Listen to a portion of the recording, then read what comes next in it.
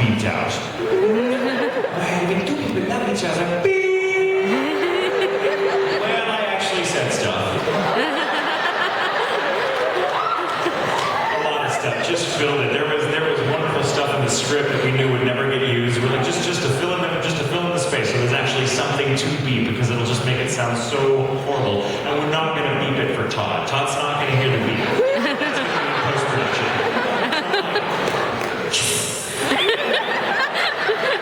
So I recorded a good, 2-3 days before Todd came in to do the same scene, and I walked out there feeling very satisfied. And a few days later, I was there working on something else. Todd was in the booth for Italian, recording just that scene, and he was walking out of the booth just as I was walking down the hallway to my studio. He was like, hey, Tatum.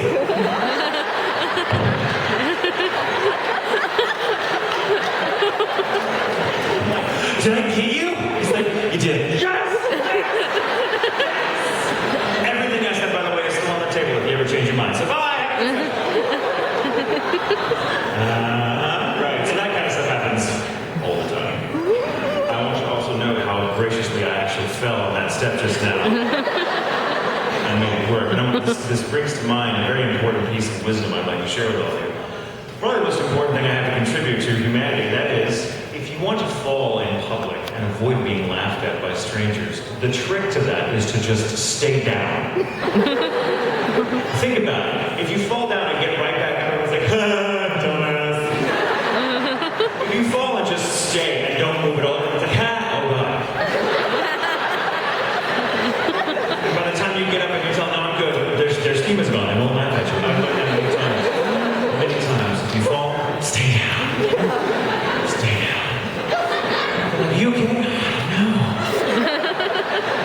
And later, they'll be so glad that you're not going to sue them that they'll be willing to forget the whole incident. Thank you for starting it off. We've got another question. You with the water bottle on your finger. What's the most annoying or most frustrating thing that happened in your career? The most frustrating or annoying thing that's ever happened in my career. I don't know. This is going to sound like such a BS answer, but I've been enormously lucky. I haven't had a lot of disappointments. I mean, it's always disappointing when a show you really care about doesn't hit as big as you'd like. There's been a couple of those. It's always a little distressing when you really, really want a character and then you don't get it. And then a friend of yours gets it. You're like, oh, God, now I can't even be mad at the person who voices him instead of me. Damn it. But I've been very lucky. I think really the only frustration I ever experienced with regards to what I do, I'm also a very easygoing guy, so it's difficult to frustrate me. It is, however, phenomenally easy to frustrate me in one respect, and that is when I'm in an airport. I travel a lot for my job. And I love to travel. I love going to new cities or old cities I've been to many times. I have friends all over the world now because of what I get to do for a living, and it's glorious. I hate airports with a white-hot passion. I can't stand it. I mean, think about it. It's stressful. I'm not afraid of flying. I've been flying since I was a very little kid. I love being on a plane. It's just getting in the airport. I have to go through line after line. People that you don't know. I mean, you have to get from point A to point B, you have to depend on dozens of people, many of whom you will never meet, to be having a good day, to make sure you get there alive with your luggage. There's the guy driving you in the shuttle service. There's the person behind the ticket counter. There's the porter. There's the flight attendants. There's the pilots. There's the guy. You hope to God you're not going to be sitting on the plane next to someone who's terrified of flying, who wants to hold your hand the entire time. That's happening. That's weird. I was very recently went to a con in Ireland, which was a lot of fun, right? Yeah, they watch anime over there. And it was Ireland. It was a place called Cork, Ireland, which is very, very traditional Ireland. When most of us think of Irish things, most of that comes from places like Cork and Dublin and so on and so forth. So they asked me to go, and it was great. But you have to. It's a plane hopper's nightmare traveling overseas. So I had to land. We landed in Heathrow, which is in England proper, and then you catch another flight to go to Ireland. We actually pass over Ireland, get on a plane, and go back to Ireland from England. So it was a very good trip. But Heathrow Airport sucks balls. I hate it. I hate it. It's like a human habit trail. And I had to, at some point, this was actually coming back, we had to go back through Heathrow. There's like 1,000 security checkpoints. I don't know why. We have to and at some point, we finally make it to our gate, and there's nothing. It's just, you have to pass through this very, very strict, secure area where they have to check your passport, and they ask you some questions, and you sit down and wait for your flight. But it's not like a normal gate at a normal airport. This is a gate that has no teleprompter, no nothing, no status, no bathrooms. It's just a bunch of seats and there's a window. And there may be a plane waiting for you, maybe not. It may be an hour, maybe 3 hours. You don't know. And they don't know. They won't tell you anything. So it's really weird. It's kind of like being this weird Kafka-esque waiting area. You have no idea when your plane's going to be there. And at some point, I had to really go to the bathroom. So my partner and I were like, well, let's just go. And we had to go well, you can't leave the secure area to find a bathroom unless you surrender your passport. Now, I don't know how many announcements about this, but surrendering your passport to anyone in a foreign country makes you think, oh my God, I'm going to end up in prison. I don't know how, I'm going to end up in prison here in England. And because it's England, I imagine it's going to be like some dungeon in Westminster with shackles. I'm going to be next to some old guy with a beard down to here who regurgitates his food for baby crows. I'm terrified. I'm like, this guy's like, wants my passport. Oh, you just come back and I'll give it back to you. I'm like, oh, it's that easy, is it? Okay. So we run out, and my partner describes it like this: as he was going, finding the bathroom, and I was behind. There's a big corridor of people, just shoulder to shoulder. I'm behind him by, whatever, a good body length. And he thinks I'm right there when he just suddenly realizes I'm not behind him, and he hears behind him a bunch of people going, ooh. And this involves, plays back to what I said about falling in public. And I wish it was just a fall. There's a series of polls. For no reason, by the way, no reason at all. Just standing there, let's put a poll right there. And if I had been just short enough, I would have seen it. It would have been in my line of vision. I'd be like, oh, there's a poll, I'm going to move around it. If I had been taller, I would have walked right over it without having any idea there was a poll there. However, it was perfectly crotch level. And in my blind spot. So I'm like,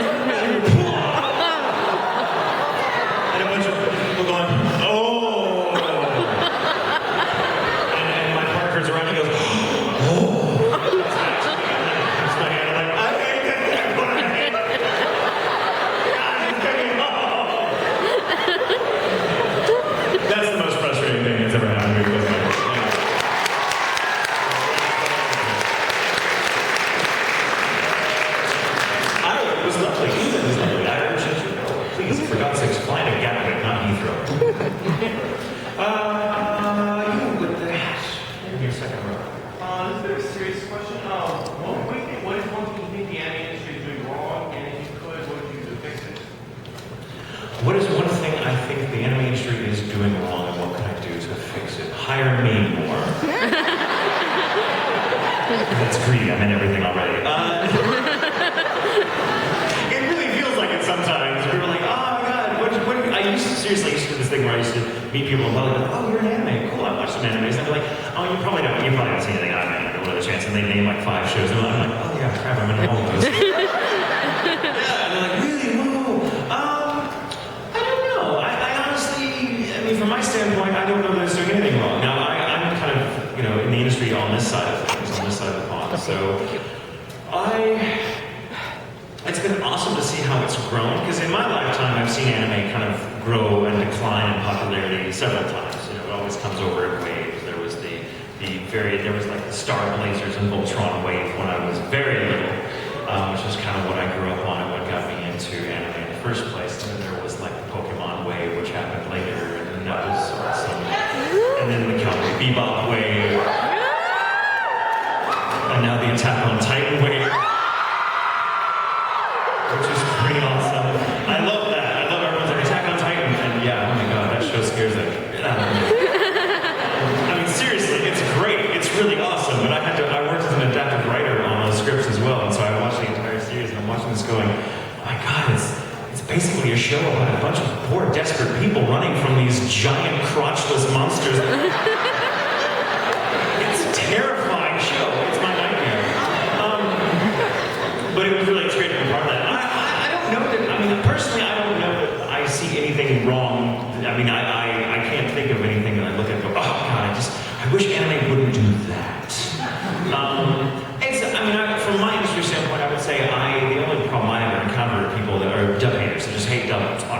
without giving them a fair hearing. And I understand that because I grew up in the age where you had to watch the dub. There was an option to watch Japanese unless you got stuff shipped over from Japan. So I think, but that seems to be improving. A lot of people are willing to give the dub in Japanese kind of fair hearing. Well, the reason that they don't want to know is because here at sub first, they use the Japanese voices. When you hear the English one, it sounds wrong to them. Right. Oh, and I totally understand that too. But again, in my old age, I figured I just love being able to watch the same show twice. So that's my thing. I honestly can't think of anything that I think that anime as a rule does incorrectly that I wish they would improve. I actually love it. I think there's a lot of things about anime that I recommend over other mainstream entertainment. Especially the crap they show on television here. There's a few notable exceptions, but I mean, oh my god, some of the shows they give us here in the States that are homemade, I'm like, this is a terrible show. Do we really need another police procedural? I don't want to say one person, but thank you. Also, your cool dude, what's for this? What is that? This is some of my vomit, I say. No, I'm so good, but seriously, what is that?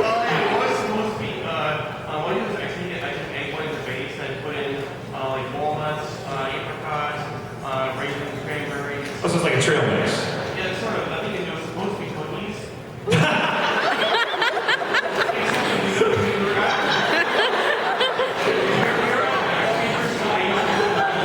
That's last year, as I found out. So now it's basically gooey trail mix. Yes.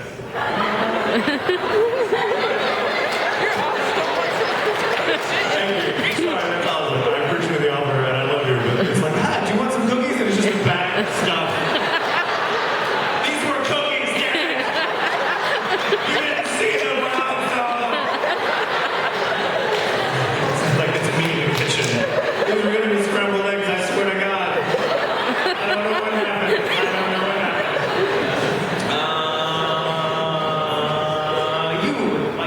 And the wig on, yes.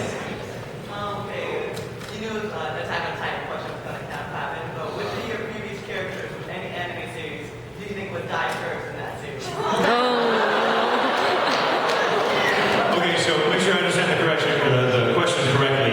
If any of my other characters, or all of them, let's say, were part of Attack on Titan, who would die first?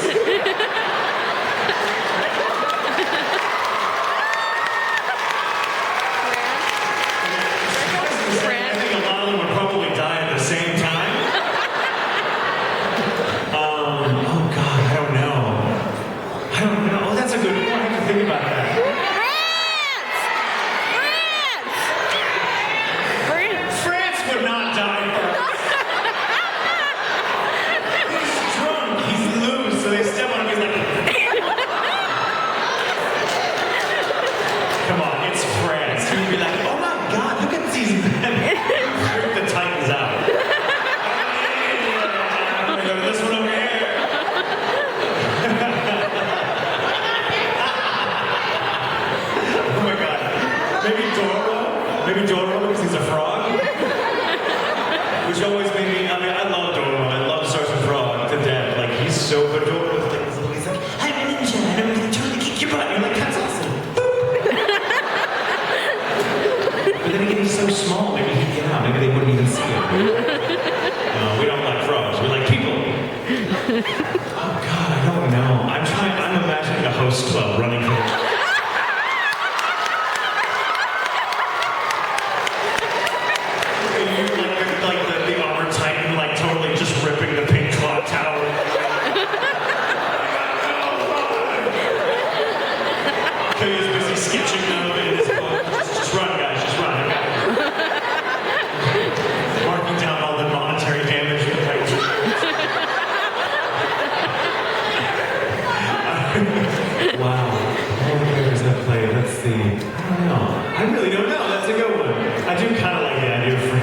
first. The cast of Italian wishes that were the case.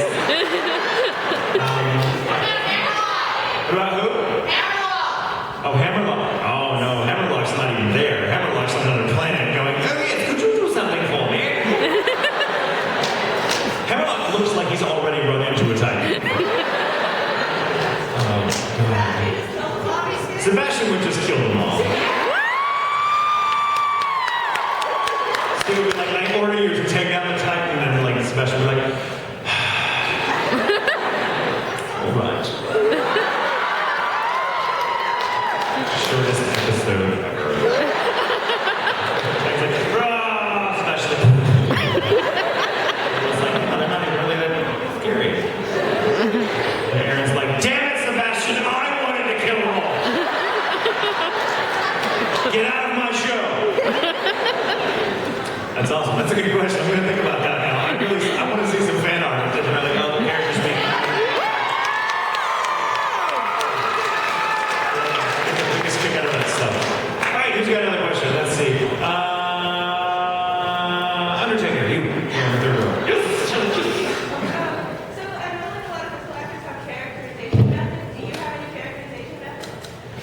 Characterization methods, it kind of depends on the show. I'm a very physical actor, and when we're doing anime dubs, I don't get the script beforehand. We don't have time to rehearse. We really just, we've all of us kind of built up this ability to just hit the ground running from the moment we get in front of the mic.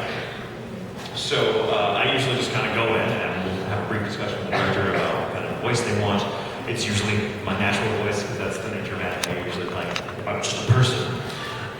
And so, you know, I sit there and I listen to the music is a big trigger for me. So the music, the soundtrack in a show will kind of get me there. And if I can, I'll often try to find the soundtrack and like have it playing on my iPod in the car or something on the way to the studio. Because the studio's a good like 45-minute drive from where I live. Funimation anyway. And so it's usually that. And usually just like the dub is awesome because you get to see the finished animation. And that's what you're working with. And so you can see the way the character moves and the way they're animated. Really kind of just sort of guides you. So I just sort of like go in the booth and give myself over to the process, I guess. I wish I could tell you that I had some that I sat down and like, you know, thought about it really, really hard, and I do, but it all kind of takes place, we have to do it so quickly, all it kind of takes place on a very sort of subconscious level. And it's a very, very mysterious process. I have no idea how I do it, I just do it. They like it, so they have me back. Thank God. So, but yeah, it's different. But music, I have noticed that music is generally a trigger for me. Like I'm a very, very musical person. I've studied music all my life.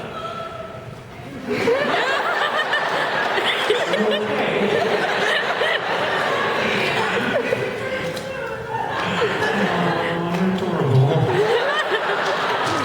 I love that. I was studying music, someone goes, oh. I wish people around like everyday life would be like, oh, I want that skinny vanilla latte, please. Here's some you go, your choice, thank you. It would be a little creepy, yeah. It would be a little creepy. I'm brushing my teeth in the morning and I get this. Oh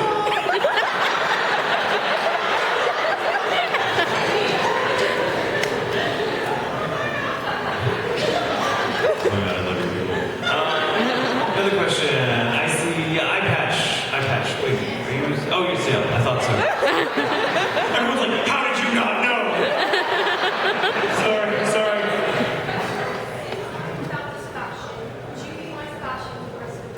Yeah, just sign this contract for me.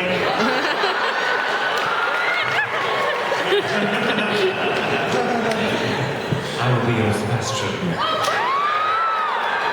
Oh my God, that voice. I don't know what it is about that voice that drives people insane. It's just a British accent, right? But I was seriously, I was in Tulsa, Oklahoma, like a couple of years ago. And I was at this con, and the con went, I was there for a couple extra days to visit friends. And so the hotel had gone back to that horrible place we call normal. All the con-goers and all the festivities and the colorful, you know, costumes had gone away, and like, different staff were now hanging out in the hotel. And I wasn't done being on. So it's hard to turn that. I was still in that environment, so I'm like, oh, I'm going to mess with people, so I'm just going to do this voice. And I went to the concierge desk and started talking to this lovely girl named Debbie. I was like, Debbie, hello, I'm not local. I was wondering if you could put me in the direction of like a good, you know, Italian restaurant or something, and just whatever. But she's making stuff up, she's really choose to talk to her in this accent. And she is looking at me like... And she finally just says, no, stop, what is that? What is that coming out of your mouth? Just stop. And I try to play it off, thinking maybe she's just really good and she knows this is put on, or maybe she's offended. I have no idea. Maybe there's a history with her and the British. So I'm talking about, oh, I'm sorry, it's the accent. Sometimes it can be a bit difficult for people to understand. So if I need to slow it down, she said, no, what? Oh my God, Deborah, come here, Deborah. Debbie and Deborah, I'll never forget it. Deborah comes over, she's like, say something. I'm like, hello, Deborah, how are you? Debbie goes, no, see, if you were my boyfriend and you talk like that to anybody else, I would kick your ass.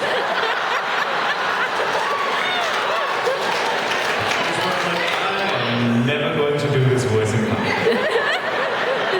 I'm always going to do this voice in public. Oh, I have coffee! It's hazelnut?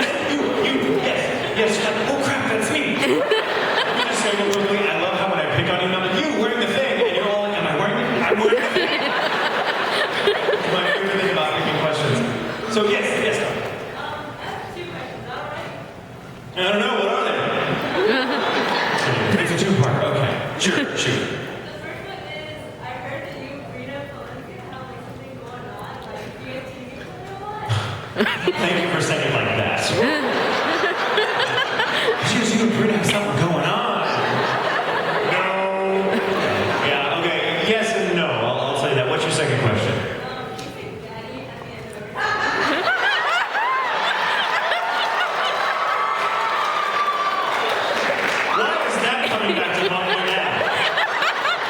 That was like an Otakon thing from 5 years ago. Like, hey, can you say daddy? Daddy. Note to self, no more hoodies. I'll probably forget it. Okay, so as far as the Brina thing is concerned, we did for a time about 5 years ago have a little bit of a prank war between us going on. Brina is one of my dearest friends. I love her to death. She and her husband are two of like the most amazingly, fantastically fun and talented people to hang out with. I love them. She's so incredibly good at everything she does, it kind of makes me hate her a little bit. No one has the right to be that beautiful and talented and perfect and sweet and, forward-thinking. It's sickening. But she's one of my dear friends, and if Brina's your friend, she likes to play pranks on you. That's what Brina does, because, she's evil. Now, I am not very good at playing pranks on people. I'm not. So when I say there was a prank war going on, I mean she won. I came home after dinner one evening about 5 years ago to find out that someone had been in my house. I walked in and my furniture had been rearranged. Everything had just been completely turned not like someone had been. It looked like someone had just decided to redecorate. And I thought, oh my God, a crazy fan has found out where I live and has decided to feng shui my house. Oh my God, they're still hiding in the closet in a clown mask with an axe. That is a weird, and by the way, so when I call Brina, because when something like that happens to me, my first thought is, it's Brina. It has to be Brina. So I called Brina up, and oh, by the way, yeah, there was a $5 bill on my couch with a note on it that said, "We had fun, thanks." So my first thought is this has to be Brina. Only Brina would do something like that. I don't know how the hell she got in, but she came down the chimney. She's tiny. So I called her up, and she is such a consummate actress that within 5 minutes, as sure as I was before calling her that she had to be the culprit, because at 5 minutes on the phone with her, I was just as sure that she couldn't possibly have done it. She had a string of alibis, and why would I? Look at me, I'm little. I can't rearrange a furniture. Oh, that's right. Oh crap. There really is a crazy fan with a clown mask in my closet. Oh crap! I'm gonna die. And this is gonna be one of those weird, stories you hear about at cons. It is still. So several hours passed, by the way, because her version of this, she's like, "Oh, I totally meant to call him out. I was gonna let him sweat it out for like an hour, and then call back." I'm like, "Yeah, it was me." She fell asleep. So it was more like 4 or 5 hours, and so I called the cops. That's a weird conversation, by the way. When a cop comes over and they're like, "Well, nothing's taken, so someone just broke in to move your stuff around." And I'm mad because the cop's not taking me seriously, and I'm an actor, and so I'm like, "Well, you don't understand. I'm kind of a big deal, but I'm not. Everybody would know. It's some crazy fan." "Well, fan of what?" "Okay, so I'm in this thing called anime. What is that?" "Look, it's just a clown, all right? It's a clown, and I'm sure they're here. Could you do a sweep of the room?" So I finally, at a few minutes, now her version of the story, she calls me up and says, "Ha, it was me." Waking up and going, "Oh crap, I need to call him." Not actually what happened. She called me back, and she got around to it 4 or 5 hours later. And her first response was, "Oh my God, Tatum. Oh, I should go back for a second." The reason I finally did call the cops was I was like, okay, this has to be someone playing a prank on me. I don't know. And this has been like an hour into the discovery. I go into my refrigerator to find a pint of my favorite ice cream waiting for me with my name on it. Like, oh my God, I'm calling the cops! And it was a point of contention between me and the officer because they were like, "Well, they left you ice cream, dude." That's creepy! Stop acting like someone's not me. I mean, I do like where the couch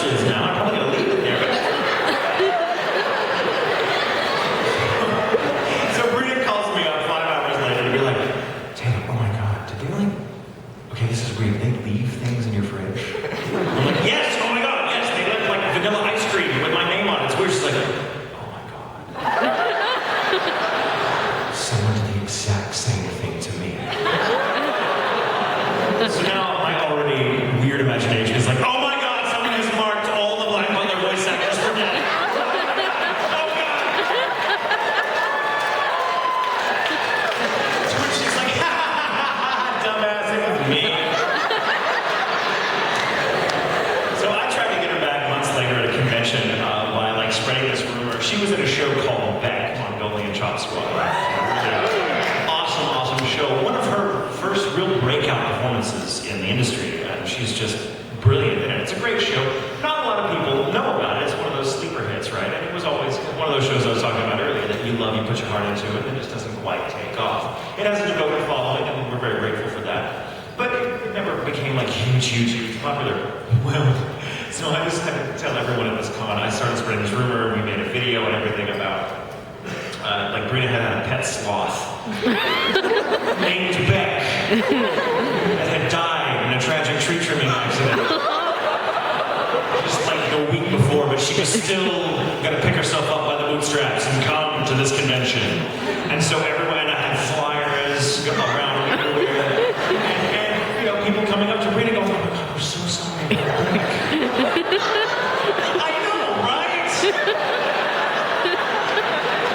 But it didn't work. It didn't work. Brina is just not plus. You understand? She's not flammable. Like, for all she cared about it, she might as well have been wearing the dead thing on her back.